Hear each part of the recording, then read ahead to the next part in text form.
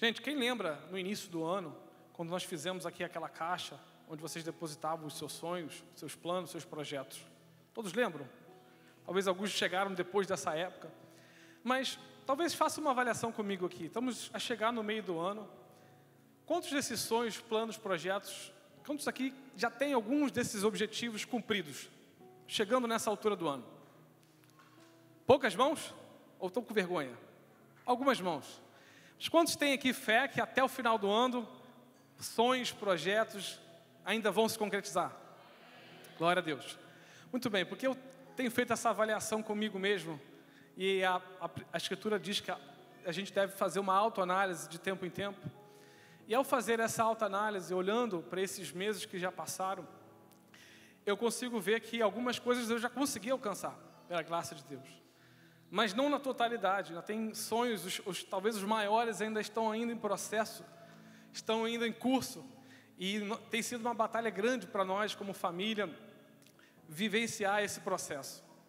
Foi diante disso que eu pensei em algo que o Senhor tem me levado a caminhar. E eu queria falar com vocês nessa manhã sobre o caminho da dependência. O caminho da dependência. Esse que é um caminho instruído pelo Senhor, dado por Ele para nós, mas que precisamos entender o que significa e até entender se vamos trilhar por essa trajetória ou não.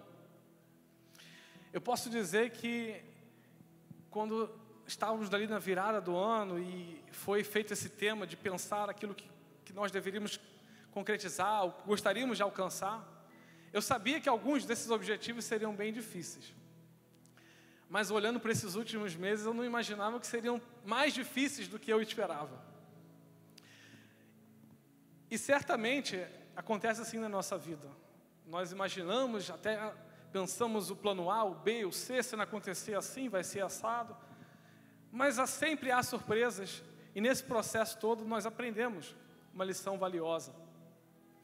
Então, se você não tem caminhado talvez numa dificuldade ou num caminho de dependência, eu te convido hoje a você se permitir ser trabalhado ao Senhor para isso. E algumas das lições que eu tenho aprendido, espero partilhar com vocês, para que seja um pouco mais fácil a sua jornada. Alguém diz, né, que é sempre mais fácil aprender com o erro do outro, ou aprender com a dificuldade do outro. Que vocês sejam sábios para não olhar, né, para olhar para a vida das pessoas, e esse texto, né, que vai nos mergulhar nesse assunto, para entender assuntos que podemos já praticar, sem talvez errar e depois aprender a lição preciosa de um erro, a lição dolorosa muitas vezes de um erro. Vamos ler o texto de Mateus 14, 22, 34. Um texto muito conhecido. Gostaria que você abrisse na sua palavra.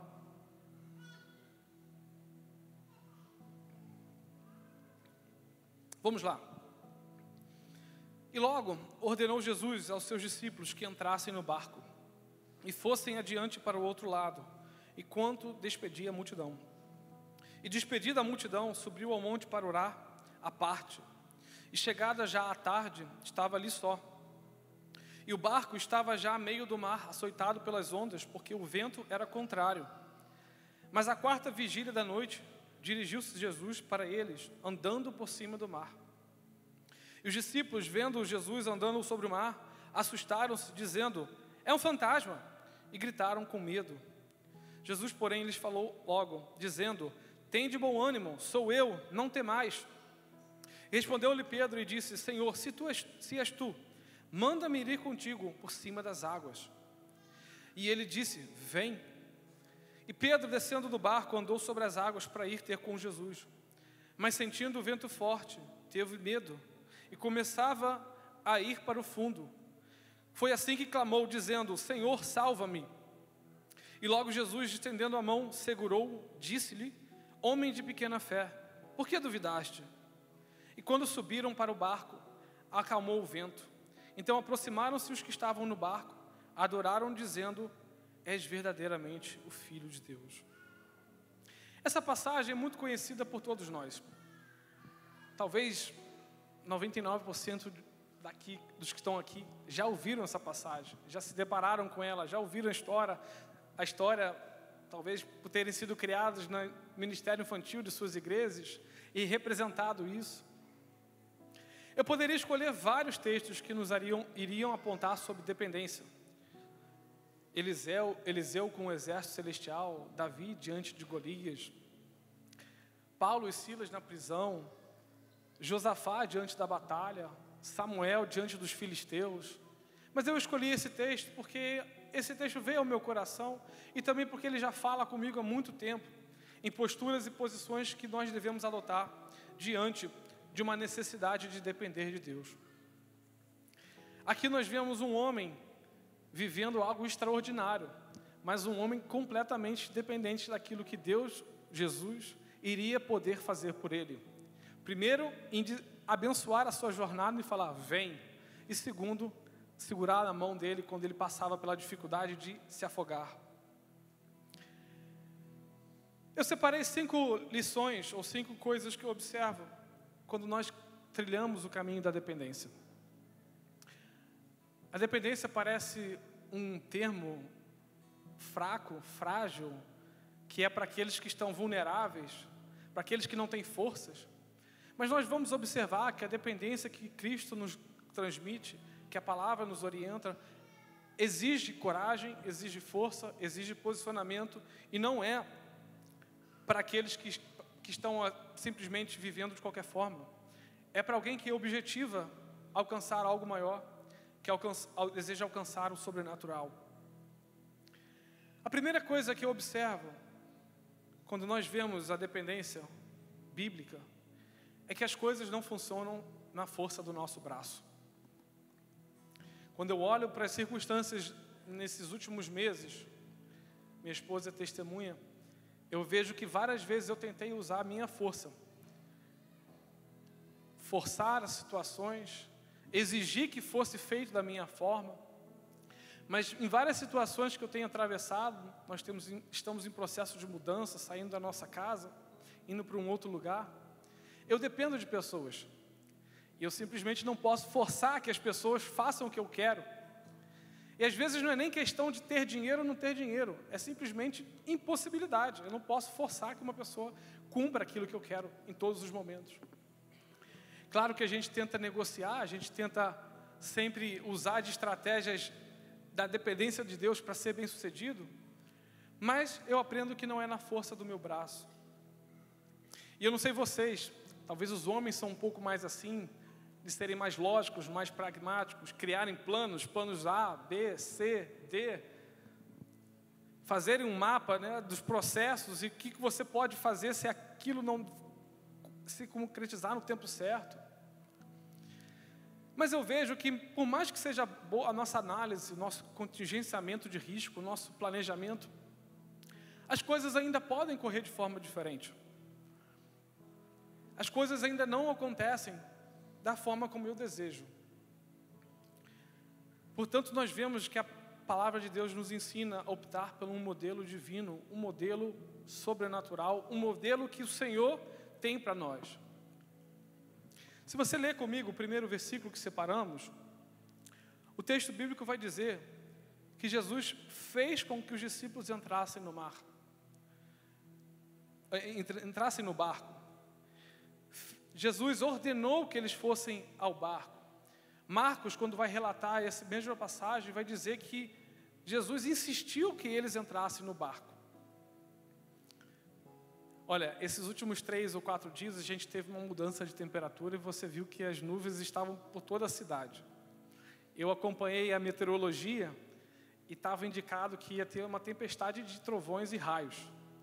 E se você for buscar a imagem aérea, toda a tempestade ficou no mar. E os relatos foram, a contabilidade foi que 15 mil raios caíram no mar num espaço de horas ali, acho que da quarta para quinta-feira. Tudo que era para ser destinado até aqui, na terra, mas não caiu. E eu fico me pensando, alguns desses discípulos, pescadores, conhecedores, e acho que às vezes nem precisa ser um pescador ou conhecedor para olhar para o céu, ver que as nuvens estão densas, que o tempo não está muito favorável, que o vento está soprando de uma forma diferente, para talvez entender que não era a melhor altura de entrar num barco. Aqueles discípulos sabiam, e talvez a insistência de Jesus, que não era a melhor opção entrar num barco, numa madrugada, tendo que atravessar por algumas horas, chegar naquele lugar do outro lado do mar da Galileia, naquelas condições. Com certeza eles imaginavam que a meteorologia dava as melhores condições. Ou até quando entraram no barco, eles imaginaram, ou gostariam que tivesse um vento soprando a favor, que eles não tivessem que remar, que eles simplesmente chegassem com calmaria no seu destino. Mas Jesus, que havia colocado aqueles homens naquela missão, sabia que alguma coisa ia acontecer, que ia provocar uma reação naqueles homens, uma experiência que eles precisavam passar para vivenciar um caminho de dependência. Houve um vento que começou a soprar contrariamente, você leu comigo em Mateus. E não sei se você já tentou remar, ou até simplesmente depender de uma embarcação à vela contra o vento, é um resultado muito desgastante. Ou até se você já foi para o mar nadar e contra a correnteza, você sente o desgaste rapidamente. O desespero começa a bater, nossas forças começam a ir embora e o cansaço começa a nos vencer. Certamente, aquela jornada, aquele trajeto não foi do jeito que os discípulos imaginavam que fosse. E aí que eu me lembro, quando Marcos 6,48 diz, vendo que se fastigavam a remar, porque o vento lhes era contrário, aproximou-se deles, andando sobre o mar. Olha que coisa interessante. Primeiro, eles não puderam depender do vento. Tiveram que fazer um esforço, pegar nos remos e colocar a sua força em marcha. Ainda assim, não foi suficiente. Ficaram ali horas, já varando a madrugada, desgastados, e numa luta que era perdida, que não tinha solução.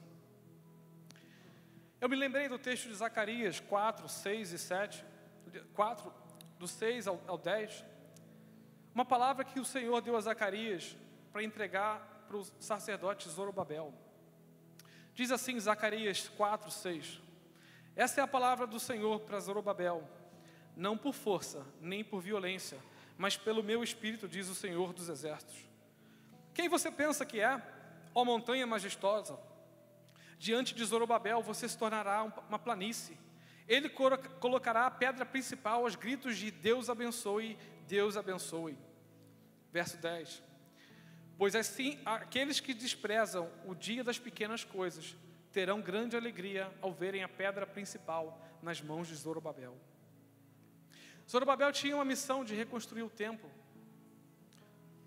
Uma missão árdua.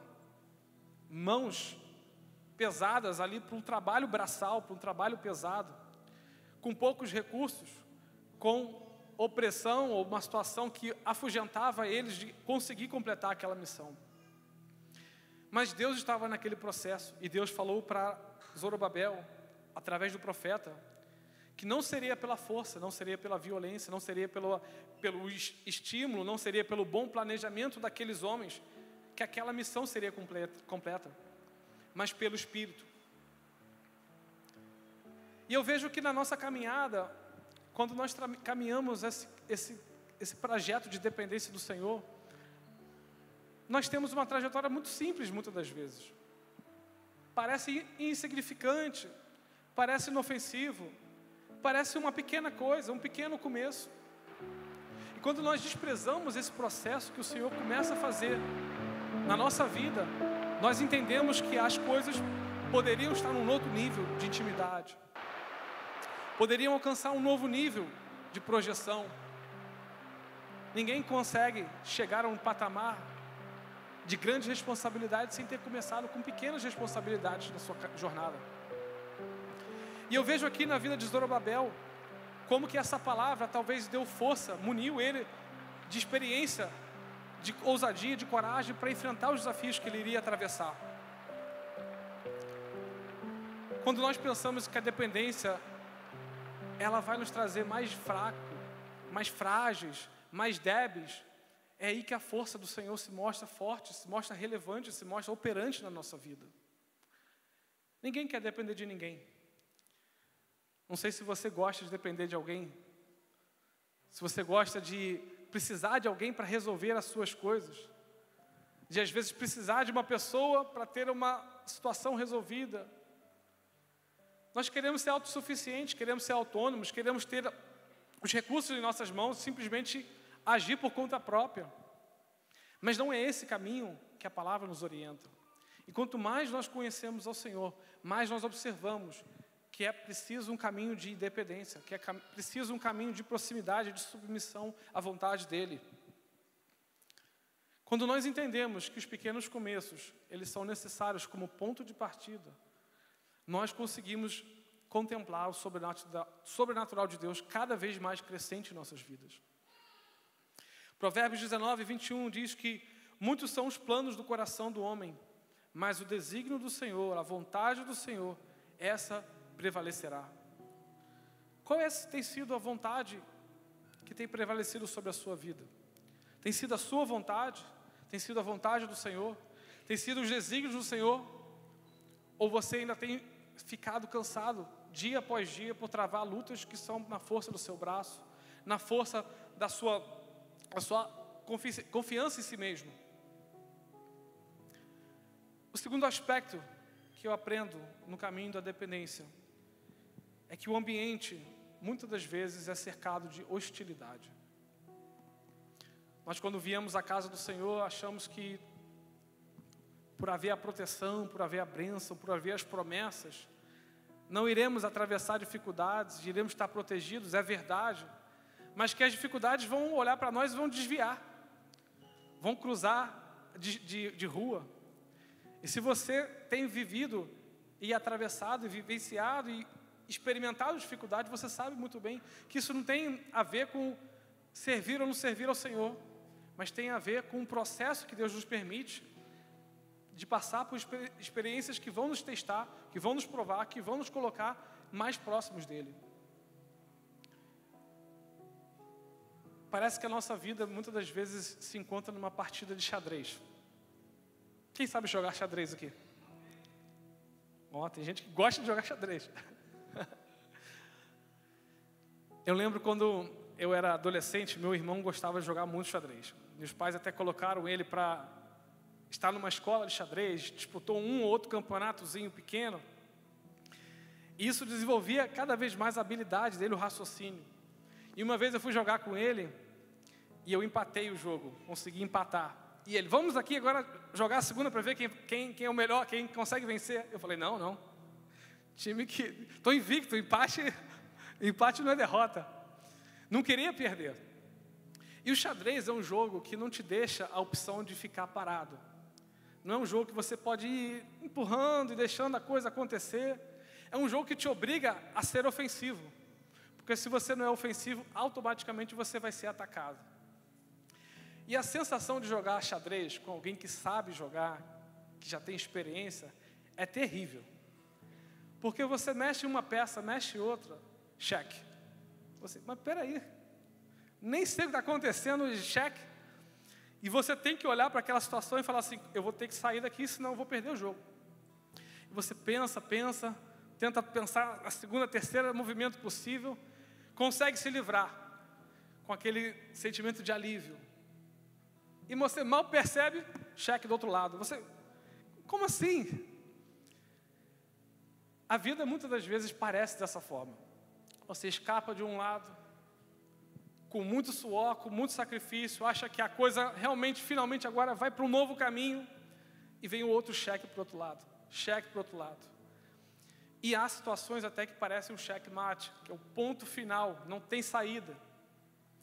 E é aí que é a diferença do xadrez na nossa vida e o xadrez do aspecto da nossa vida espiritual. Porque situações de checkmate, situações de impossibilidade, nem essas são capazes de impedir a ação de Deus. Amém? Qual foi o checkmate dos discípulos aqui naquele barco? Talvez se fôssemos olhar para os 11 discípulos, o checkmate foi a tempestade, aquele barco, o cansaço de remarem. Eu imagino eles se revezando ali, tentando, já estou cansado, agora vai você. Olha, já estou cansado, agora vai você, vamos trocar. Até chegar a um ponto de, não dá mais, a gente não tem mais alternativa. E olharem para aquele fantasma, na opinião deles, na visão deles, e falar assim, isso é o checkmate. Não só não estamos exaustos, não só não temos a saída para esse problema, como agora aparece um fantasma para levar a gente. Parece aquela, né, foice da morte vindo e fala assim, hoje é o seu dia. Talvez esse foi o checkmate dos discípulos, dos 11 discípulos. Mas você vê que Pedro foi um nível mais além. O checkmate dele aconteceu já depois de umas caminhadas no meio, em cima do mar. Quando ele falou assim, eu acho que eu dei um passo além das minhas condições e não tem como voltar. E agora só tem a alternativa de clamar ao Senhor, porque as dificuldades começam a vir sobre mim. Jesus havia dito para esses mesmos discípulos que nós, no mundo, teríamos aflições, mas que deveríamos ter bom ânimo. Mesma palavra que Jesus utiliza para aqueles discípulos quando eles falam assim, é um fantasma. E ele fala, não tenham medo, tenham bom ânimo, tenham coragem, confiem. Essa palavra de Cristo, ela é o norte da nossa vida quando atravessamos dificuldades.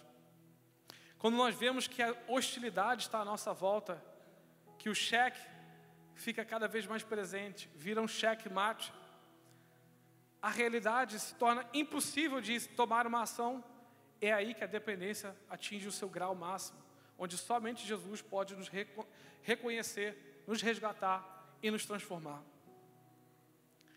Essa é a mesma mensagem que Jesus espalhou de diversas formas. Quando ele se assentou naquele monte das bem-aventuranças, ele começou a trazer mensagens de esperança, mensagens de ânimo, mensagens de força.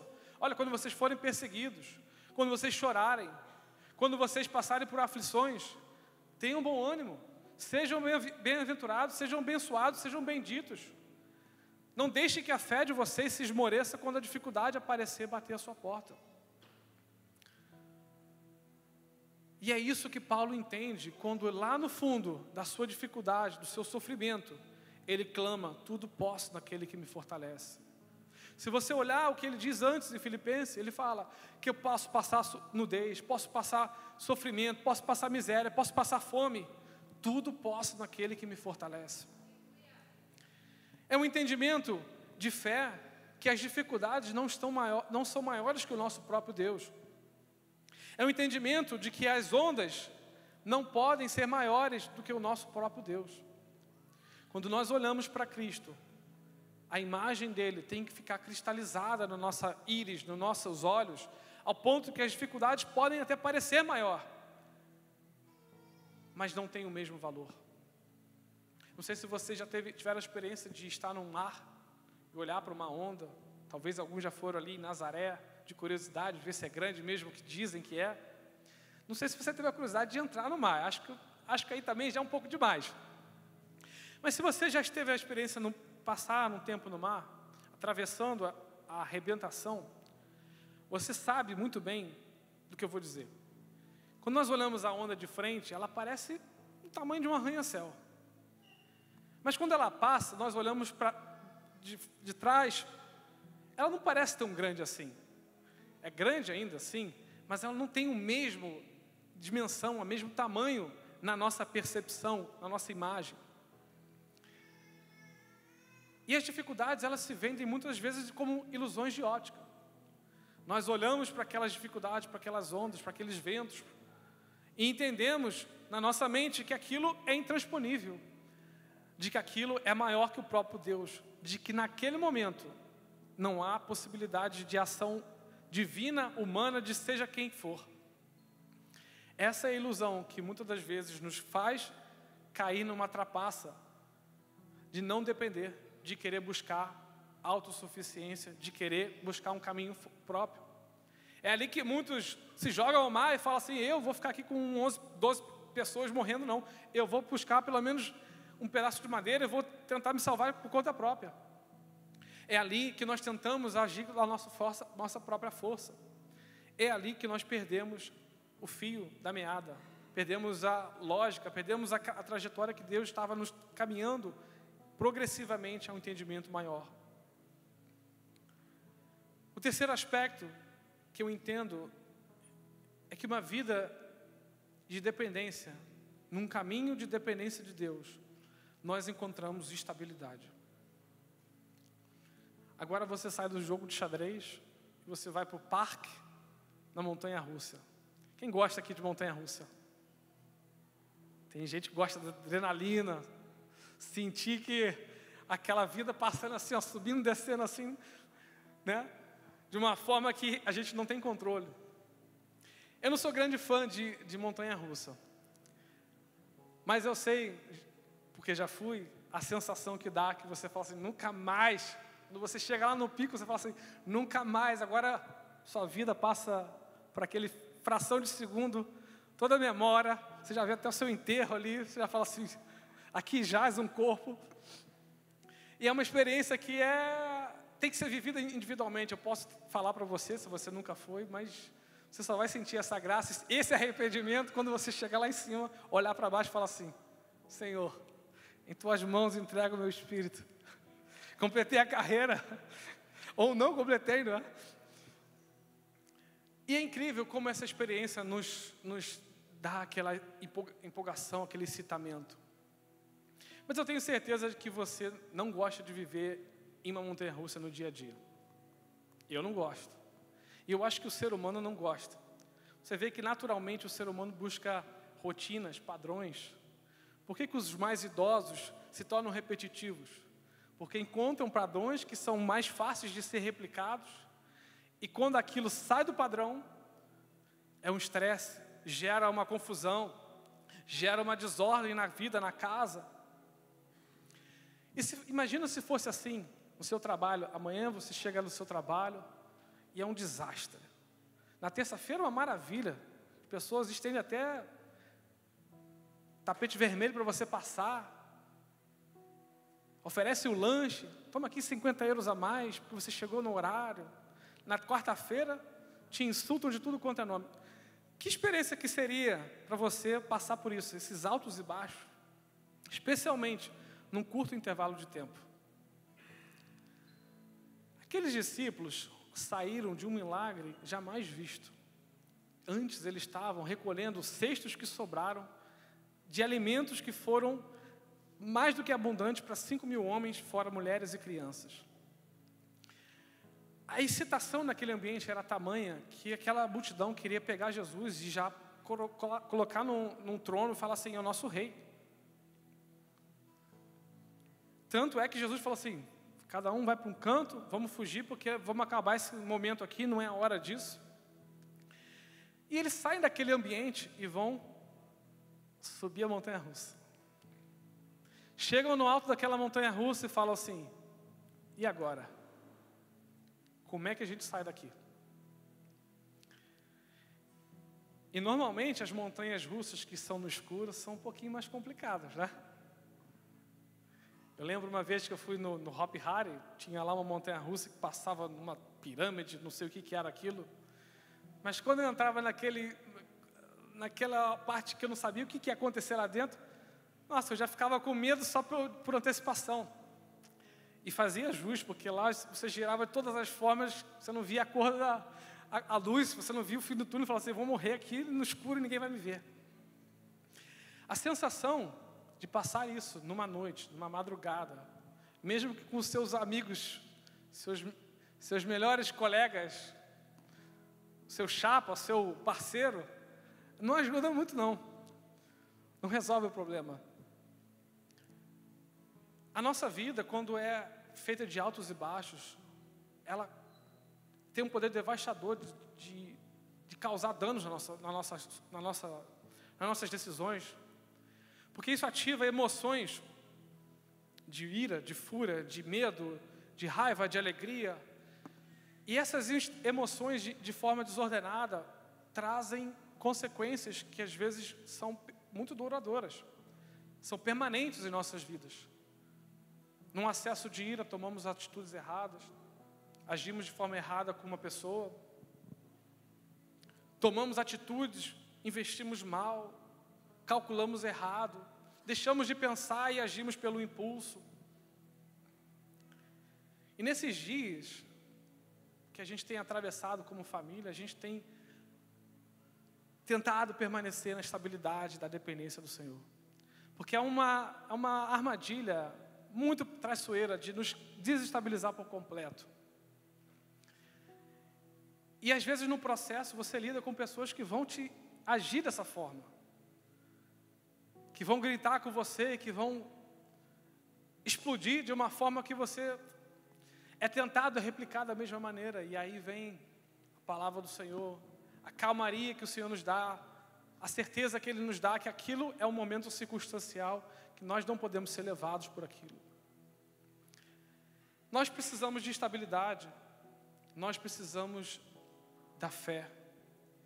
É a fé que nos traz a segurança, a certeza das coisas que a gente ainda não vê, mas que a gente espera que venham se concretizar através da presença de Jesus. Hebreus 10, 38 vai dizer: o meu justo viverá pela fé. Se retroceder, não me agradarei dele. Nós, porém, não somos dos que retrocedem e são destruídos, mas dos que creem e dos que são salvos. Uma vida que agrada ao Senhor é uma vida que contempla com olhos de fé.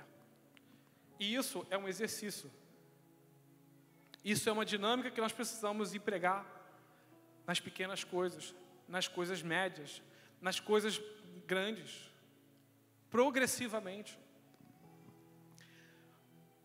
Uma vida guiada pela fé, com olhos que contemplam pela fé, é uma vida que agrada ao Senhor. Quando nós tentamos desviar os nossos olhos daquilo que o Senhor está ali nos oferecer, nós desagradamos a Ele, nós tentamos retroceder pelos caminhos que chegamos a esse curso da revelação de Deus, mas não encontramos a salvação, a resposta que precisamos. Hebreus ainda diz, no capítulo 6, no versículo 17 a 19, Deus quis mostrar com mais clareza aos herdeiros da promessa que o seu propósito era imutável, e confirmou isso com o juramento. Ele fez isso para que, mediante as duas coisas imutáveis, sua promessa e seu juramento, nas quais é impossível que Deus minta, nós que já corremos para o refúgio, tenhamos forte alento para tomar posse da esperança que nos foi proposta. Temos essa esperança por âncora da alma, segura e firme, e que entra no santuário que fica atrás do véu. Olha que metáfora maravilhosa. O escritor de Hebreus, ele diz que essa esperança que é encontrada em Jesus, que é baseada numa promessa que não falha, naquele que jurou e que não falha, é como uma âncora. E a âncora está diretamente associada à embarcação. É aquilo que traz estabilidade, aquilo que traz firmeza, que as ondas balançam, mas o barco não sai do sítio. Essa esperança nos mantém firmes nos dias mais dificultosos da nossa vida. Essa esperança nos mantém inabaláveis, mesmo quando os ventos nos balançam para lá e para cá e parece que a nossa embarcação vai sucumbir. Essa esperança não é uma ilusão, irmãos. Essa esperança é baseada em algo concreto, é uma esperança que Jesus deu para nós, aqueles que creem e confiam na sua presença, mas que querem caminhar em independência. É baseada na natureza infalível, imutável, totalmente poderosa do Senhor, do seu Criador, na sua fidelidade. O que fez Pedro sucumbir ali diante das ondas? Ele deu o passo que ninguém nunca deu. Ninguém na história humana deu o passo que Pedro deu. Ou os passos, não sei quantos passos que ele deu ali. Mas eu creio que não durou muito tempo. O texto de Mateus diz que ele foi o quê? Ele reparou nos ventos, reparou nas ondas. As ondas são resultado dos ventos. E quando ele olhou e viu que aquilo era maior do que ele imaginava, talvez ele olhou para o pé dele e falou assim: que loucura que eu me meti. Foi nesse momento que ele só restou a ele clamar ao Senhor: Senhor, salva-me. E a repreensão de Jesus foi muito direta. Falou assim: por que você parou de duvidar, de crer? Por que duvida? Por que você tem pequena fé? olha, caminhar, 1, 2, 3, enfim, quantos passos Pedro deu? Com a fé que ele tinha, imagina se ele tivesse uma fé grande. Imagina se nós acessarmos a plenitude de que Deus tem para nós, na medida de fé, na medida de dependência. Se nós já estamos aqui imperfeitos, e já temos provado grandiosas ações, intervenções de Deus na nossa vida, imagina a plenitude do que Ele pode exercer na nossa vida.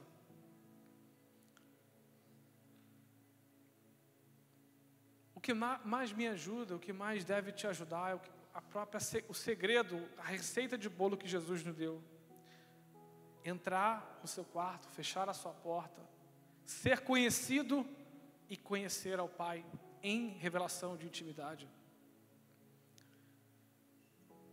Eu cresci vivendo isso, a minha casa. É uma referência que eu não posso deixar de continuar a levar. Mas é uma referência que nós precisamos entender mais do que o aspecto da mente, mas o aspecto do coração. O aspecto da prática, o aspecto do exercício. Nós precisamos ser crentes que oram, crentes que conhecem a presença de Deus, que chegam à presença dEle com confiança, como Hebreus nos transmite, mas que colocam a dependência dEle através da oração. Nós precisamos ser uma igreja que ora. E nós temos essa oportunidade. Mês após mês temos semanas de oração e jejum. Domingo após domingo temos aquela sala ali, oportunidade de praticar a oração. E nós, quando viemos à oração, nem sempre estamos felizes, irmãos. Nem sempre estamos fortes. Mas é na intimidade que somos fortalecidos. É na intimidade que, quando nós abrimos o nosso coração, ou até quando oramos em família, ou oramos em igreja, que somos fortalecidos pelo testemunho, pelaquilo que Deus começa a gerar no ambiente, né, e mover no nosso coração a fazer. Diz um escritor dinamarquês: a função da oração não é influenciar a Deus, mas especialmente mudar a natureza daquele que ora. Você acha que oração é chegar na presença de Deus com a sua lista e conseguir a prenda do Pai Natal? A função da oração é chegarmos diante de Deus com o coração rasgado e permitir que Deus mude o nosso coração. E quem sabe, na sua misericórdia, na sua graça, Ele se agrade de nós e queira contemplar a nossa vida com bênçãos. Mas se Ele não fizer isso, glorificado seja o nome dEle. Você acha quantas vezes Jó orou para que as dificuldades dele fossem removidas? E no final só restou agradecer, só restou reconhecer que o Senhor está acima de tudo isso. Que as nossas dificuldades, elas são pequenas demais para serem empecilhos a chegarmos na presença de Deus. Jesus se retirava várias vezes para orar. Isso é tão verdade que antes desse episódio, Jesus estava o quê? No monte orando sozinho. E o caminho da dependência é um caminho que nós caminhamos sozinhos na presença de Deus, em solitude. Não sozinhos, sem irmãos, não é isso, você acha que você entendeu. Mas é um processo individual que nós temos que vivenciar com o próprio Deus. Entender que a dinâmica da fé precisa atingir o nosso coração de forma completa. Jesus mandou aqueles discípulos por uma lição, mas Jesus foi se capacitar antes, para que aquela dimensão de poder que Ele haveria manifestar, Ele tivesse acesso, e isso só foi possível através de oração. O texto diz que Ele viu aqueles homens ali na batalha do mar, e Ele falou assim: vou lá, já deu, né? Já acabou aqui, já aprenderam a lição, agora eu vou lá. E o texto diz até que Ele estava passando por eles, já estava assim: olha, usa a fé de vocês, que vocês conseguem me acompanhar. Esse é o nível que está disponível de nós, através da oração, através de um chegar a Deus, no trono da graça, com confiança. É um texto lindo que Hebreus 4,16 diz, porque ele traz a confiança com uma garantia, com uma resposta, a fim de recebermos misericórdia e encontrarmos graça que nos ajude no momento de necessidade. A ajuda, a graça, o suporte, no momento de necessidade, ela vem com a confiança em primeiro lugar no nosso coração. Enquanto eu pensava nesse texto e nesse ponto especificamente, eu lembrei de uma canção, um clássico de 1873. Eu não posso estar em erro, mas não acho que é a versão em português, da canção Blessed Assurance. E eu fui olhar para a letra dessa canção, e eu quero ler essa letra, mas eu fui olhar para a história da pessoa que levou a compor essa canção. Era uma mulher, Fanny Crosby, compôs mais de 8.000 hinos e canções bíblicas, usadas ao longo da história da igreja, em mais de 150 anos.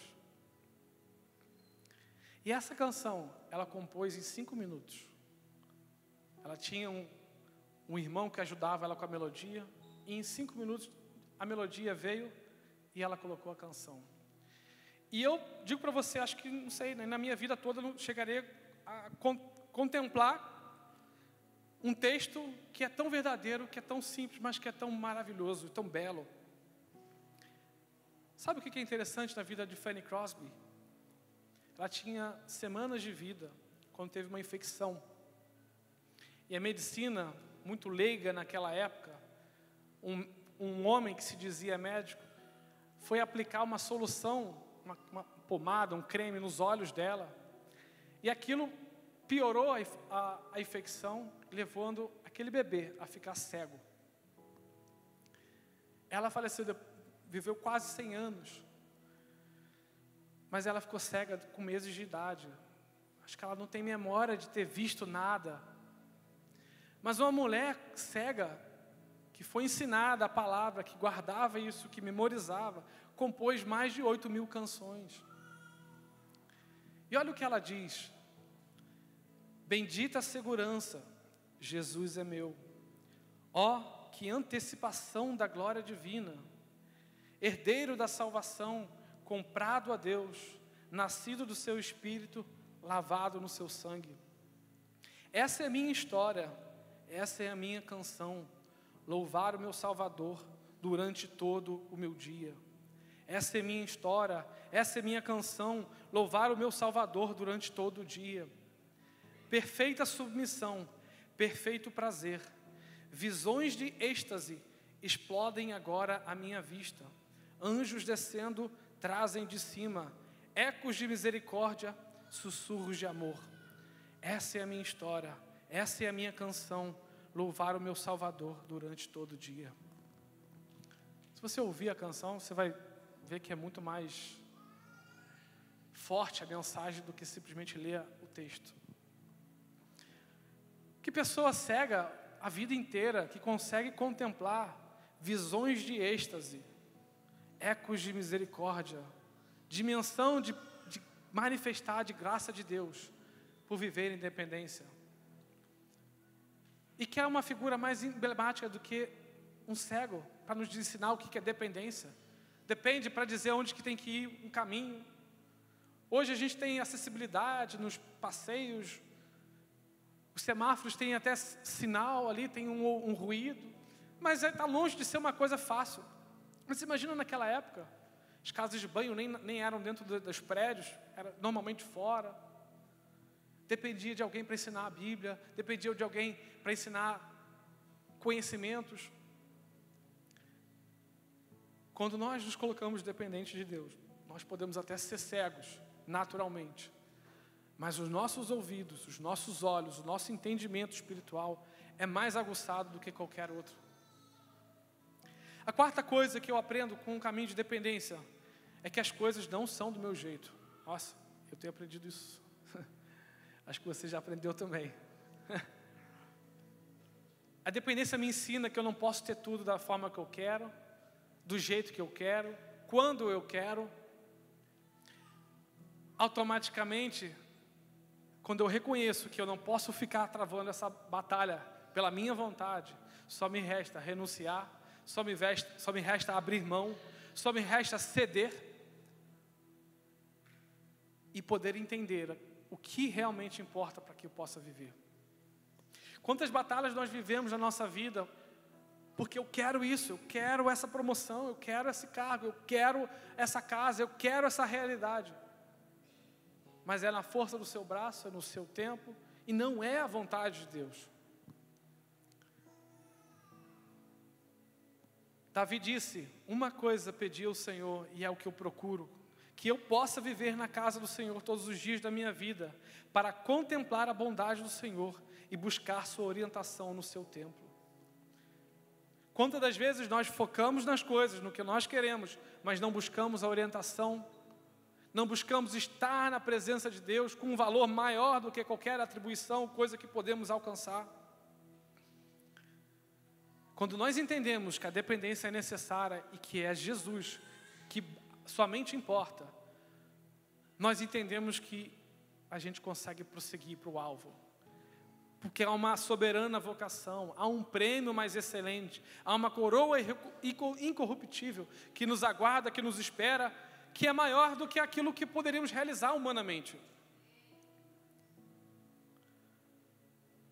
Tiago vai dizer que a gente faz planos, eu vou ali, eu vou lá, eu vou naquela cidade, eu vou comprar isso, eu vou negociar, eu vou ganhar, eu vou investir. Mas a gente não sabe o que vai acontecer no dia de amanhã. Que a nossa vida é como um vapor que vem e passa, como uma erva que nasce e murcha com o sol, com o tempo. Veja, irmãos, que a independência é perigosíssima. Ela nos coloca num patamar de autossuficiência, de achar que a nossa estratégia é melhor, que a nossa força vai ser suficiente. E nós passamos a desperdiçar nosso tempo com coisas supérfluas. Esses últimos dias eu tenho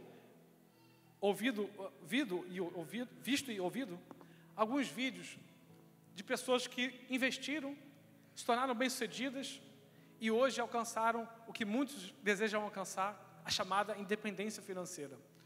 Basicamente é não depender de nada para trabalhar, não ter que trabalhar, acordar cedo, aquela coisa, né, penosa, se dirigir ao trabalho, aguentar, suportar, cumprir ordens, cumprir horário. Mas simplesmente ter os seus recursos trabalhando. Se você quiser trabalhar, ok, mas os recursos de trabalho, você não tem essa necessidade de trabalhar. E eu vi na história daqueles homens que começaram pequenos nos seus negócios, empreendendo. Agora falando de como eles podem investir o seu dinheiro, multiplicar e tal. E ele falou, e um deles falando assim, olha, se sentindo orgulhoso, sabe? Olha, porque agora eu estou poupando com a estratégia de fazer investimentos e tal. E olha, eu gosto muito de carros. Eu quase comprei um outro carro. Quase olhei o prédio do lado do meu negócio. Quase que eu comprei, eu queria comprar. E olha, relógio, esse relógio aí, falou para o outro irmão. Esse relógio aí que você tem, nossa, eu estava quase comprando ele. Mas falei, vou investir. Ele estava se sentindo orgulhoso de que ele estava canalizando os esforços dele para um objetivo maior. Mas eu fiquei pensando assim, caramba, quando a gente começa a desprender das necessidades, porque a gente vive o nosso salário, a gente paga conta de luz, de água, etc. Quando sobra, a gente passeia, a gente faz alguma coisa. Mas nós não estamos, eu creio, aqui num nível de tipo, já tenho 10 carros, vou comprar o 12º, 13º, vou comprar mais motos, mais iates, não é? Mas esse é um nível que a independência vai caminhando-nos para nos levar. Um nível de que a gente começa a focar no que é secundário, aquilo que é trivial, e a nossa prioridade é comprar o relógio. Tenho 10, mas eu quero o 11º, porque dessa cor, com essa fivela, eu não tenho. E, gente, o que é um relógio? Não estou falando pau contra o relógio. Estou apontando para o aspecto de, se nossos olhos estão em isso, em ir para o restaurante, eles falando, porque agora... A melhor coisa que aconteceu comigo foi entender que andar de helicóptero era a melhor coisa que podia acontecer na minha rotina. Eu pensando assim, caramba, que coisa fútil, que coisa trivial, sabe? Se Deus tem para nós prosperarmos financeiramente, materialmente, amém, mas se você chegar nesse patamar, irmão, não fica pensando no relógio, no perfume, no óculos, sei lá o quê. Pega o dinheiro que sobrou, os seus 200 mil, 500 mil, coloca em missões, coloca na vida de pessoas. Constrói uma igreja e fala assim, pega um pastor aí que tem uma igreja pequena, fala assim, aqui, para você, toca aí o ministério. Quando a gente coloca os nossos olhos na dependência de Deus, a gente não tem tempo para ficar pensando no que a gente vai superfluamente comprar. A gente só olha para Cristo e precisa de ter necessidade de estar com Ele. Eu gosto de um texto de Provérbios, e aí não quero falar esse texto para soar que nós não devemos ter objetivos, dar o melhor, ter o melhor para nossas casas, mas veja a mentalidade do sábio. Em Provérbios 38, ele diz assim: mantém longe de mim a falsidade e a mentira, não me deis pobreza e nem riqueza, dá-me apenas o alimento necessário. Porque senão, tendo demais, eu te negaria, te deixaria, diria: quem é o Senhor? Eu tenho tudo. E se eu ficasse pobre, poderia vir a roubar, desonrando assim o nome do meu Deus. A Bíblia nos ensina contentamento. Contentamento pode ser experimentado na bonança. Contentamento pode ser experimentado na ausência. Contentamento está presente no nosso coração, independente da nossa conta bancária. E finalmente, eu aprendo que dependência é, sobretudo, um caminho de confiança e de provar da bondade de Deus. É um caminho de confiança na provisão. É um caminho de perseverança, como falamos recentemente. A despeito do estado das coisas, podem parecer uma tempestade nebulosa, ondas que vão nos afogar. Mas a confiança, a perseverança não nos tiram daquele lugar. Sabe, é comum as perguntas. Eu me faço perguntas até hoje. Quem sabe um pouquinho do que a gente está vivendo, conhece isso. Onde eu vou? Para onde eu vou? Quando? Como? Essas perguntas são naturais, fazem parte da nossa vida. Mas essas perguntas não podem se tornar dúvidas e falar assim: será que o Senhor é capaz? Será que eu não devo fazer alguma coisa porque o Senhor está demorando? Perguntas são naturais. Dúvidas não podem ganhar o nosso coração. Quando nós entendemos que vontade de Deus não é só o como, mas o quando, nós dependemos.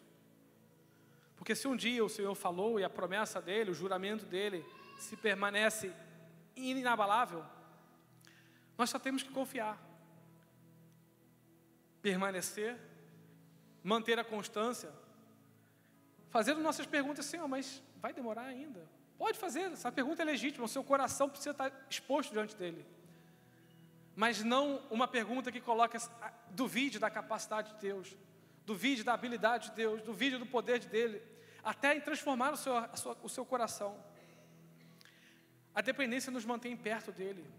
Sem ele nós não sabemos viver. Os apóstolos reconheciam isso. Nele nós nos movemos, nele nós existimos. Se ele faltar na nossa vida, não há sentido. E o exemplo de Pedro mostra essa imperfeição humana no processo. Alguém que tomou um passo além do natural, mas que ainda precisava e aguardava ela pela providência divina, pelo socorro divino diante da situação. O mesmo Davi, no Salmo 34, ele diz: provai e vede que o Senhor é bom. Bem-aventurado o homem que nele confia. Temei ao Senhor, vós os seus santos, pois nada falta aos que o temem. Os filhos dos leões necessitam e sofrem fome, mas aqueles que buscam o Senhor, bem nenhum faltará. Essa é a confiança, essa é a providência, essa é a segurança que nos traz, diante das adversidades, ainda a querer depender mais e mais. Irmãos, dependência é algo necessário para a nossa sobrevivência. E a dependência ela é gradual. Talvez o Senhor, na sua vida hoje como está, não vai te jogar no meio do mar e falar assim: e aí, quer sair do barco?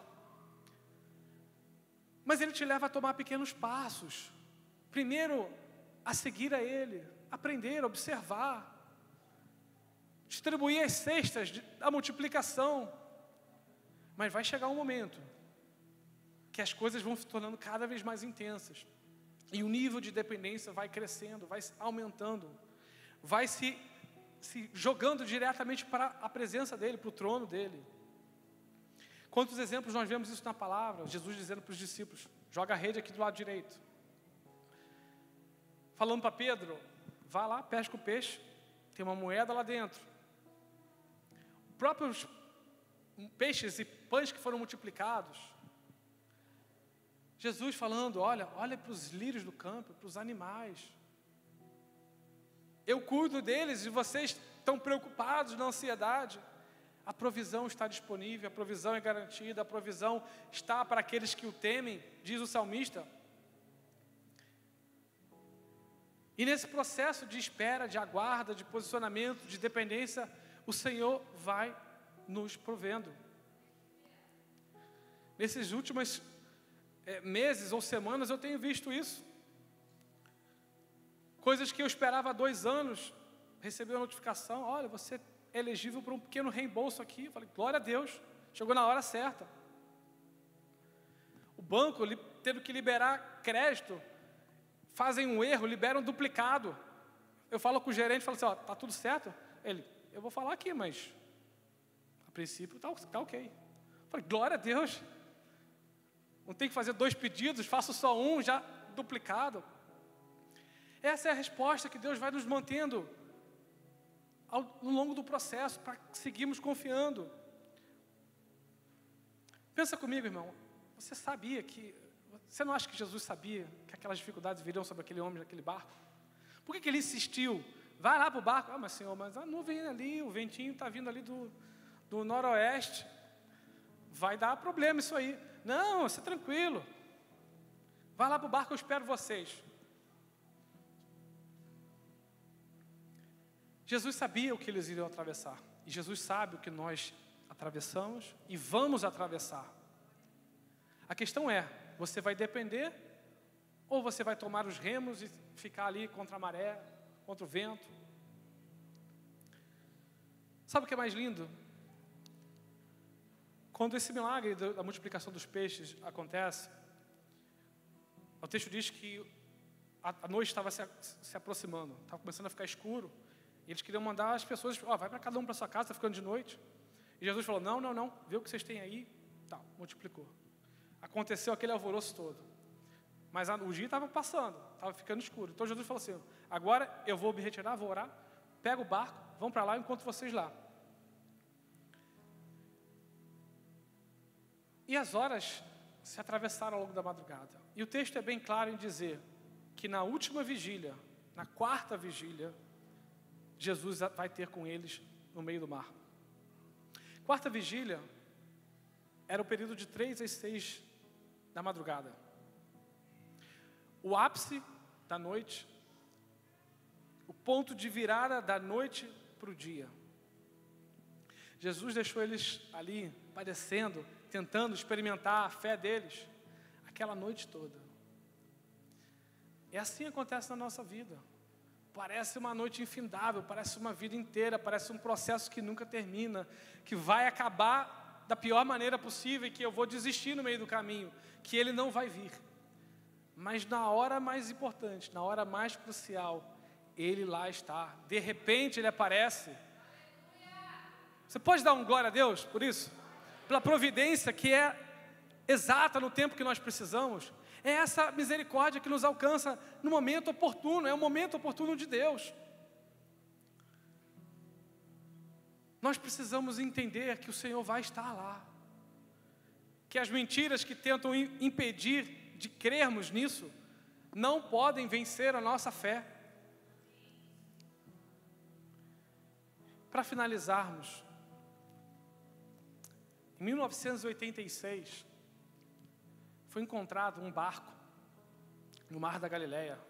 O mar tinha, o lago, é um lago na verdade, havia recuado e revelou-se ali um barco muito antigo, que foram, obviamente, a autoridade de antiguidade de Israel foi tentar estudar e precisar de quando era aquele barco. Esse barco, popularmente, é conhecido como Jesus Boat. Não é que era o barco de Jesus, mas simplesmente foi reconhecido assim porque aquele barco foi datado de menos 50 a.C. a mais 50 depois de Cristo. Então, se não era o barco de Jesus, e poderia não ser, era o tipo de barco que se utilizava naquela época. Uma embarcação de madeira, cabia 15 pessoas, então você vê que dava os 12 discípulos, mais um mestre, mais uns 2 aí que quisessem acompanhar, com uma vela, e aquele barco ficou a evidência de que essas histórias não são mentirosas, são reais, e que era um barco muito suscetível de ser afundado pela força de ventos, de ondas, porque era um barco raso. E quando eu pensei nessa história, ouvi essa questão do barco, eu falei assim, caramba, o convite de Jesus para caminharmos em independência é um caminho fora do convencional. Não é um caminho comum que nós vemos, é um caminho, primeiro, espiritual, não é um caminho, né, não estou falando para você procurar o caminho da dependência, como existe o caminho de São Tiago da Compostela. É um caminho espiritual, mas é um caminho sobrenatural. Não é um caminho sobre a terra, é um caminho sobre o mar. É um caminho de uma realidade que só Ele pode nos providenciar e que nós precisamos totalmente dEle para isso. Porque se Jesus fala assim, não, Pedro, isso aqui é para outra categoria, você não pode vir aqui, você não pode experimentar isso. Ao contrário, Jesus fala assim, vem. 3 letras, vem. Experimenta, goza, está disponível. E essa história do barco, eu fiquei pensando assim, né? A evidência do barco fica. O nosso início de caminhada, a gente começa a caminhar no barco. Mas o que o Senhor nos quer transportar é para um nível de intimidade e de dependência que é sobrenatural. Então o barco de Pedro ficou ali, o barco dos discípulos ficaram ali. Você pode ver, tem fotos, você pode visitar os barcos. Mas onde estão esses discípulos, esses apóstolos hoje? Isso não tem evidência terrena, não fica para trás. A evidência espiritual, o caminho de dependência que o Senhor quer para nós, ele é transcendental, ele é sobrenatural. Ficam as marcas do nosso início de caminhada, nossa pequena fé, quando éramos pescadores, quando tínhamos que confiar se era mesmo para jogar a rede do lado certo. Mas o final da caminhada é um caminho de glória, é um caminho de sobrenatural, é um caminho de experiências divinas, reais, constantes com a presença dEle. Eu gostaria de convidar a ficar de pé.